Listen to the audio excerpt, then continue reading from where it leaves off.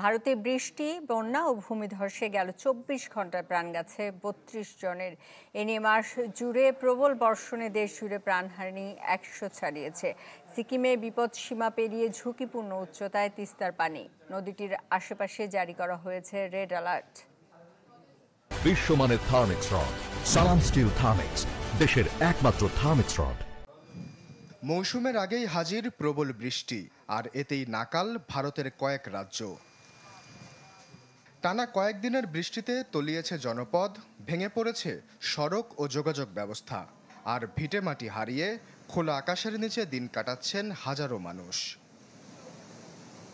আসামের বহু এলাকায় এখন এক বুক পানি।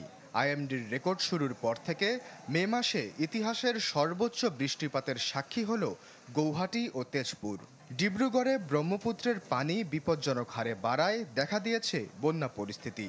ভূমিধসে চাপা পড়েছে বহু ঘরবাড়ি। পাহাড়ি ঢলে সেতু ভেঙে বন্ধ হয়ে পড়েছে গুরুত্বপূর্ণ সংযোগ সড়ক। পাহাড়ি রাজ্যে দুর্ভোগ যেন পাহাড় সম। অরুণাচল, মেঘালয় ও মিজোরামে বেড়েই চলেছে হতাহতের সংখ্যা। শনিবার সারাদিনে চেরাপুঞ্জি ডুবেছে ৪৭ সেন্টিমিটার বৃষ্টির পানিতে।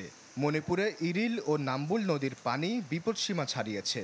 ১৭৫ মিলিমিটার বৃষ্টিপাতে ভেঙে পড়েছে ইম্ফল নদীর বাঁধ।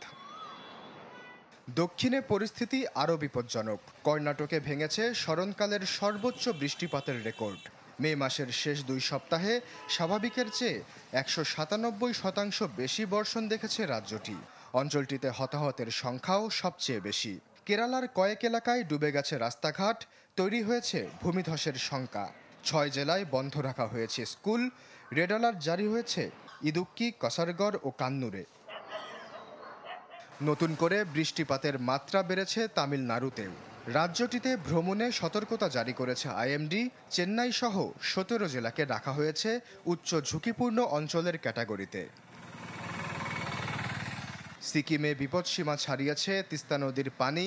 আশেপাশের কয়েক অঞ্চলে জারি করা হয়েছে রেড অ্যালার্ট। প্রতি বছর বর্ষা এলেই যেন নাজেহাল দশা দেখা দেয় রাজধানী দিল্লি ও মুম্বাই মহানগরীতে। এবারও বদলায়নি সে চিত্র। পানি নিষ্কাশন পদ্ধতিতে এবছরও আসেনি তেমন কোনো পরিবর্তন।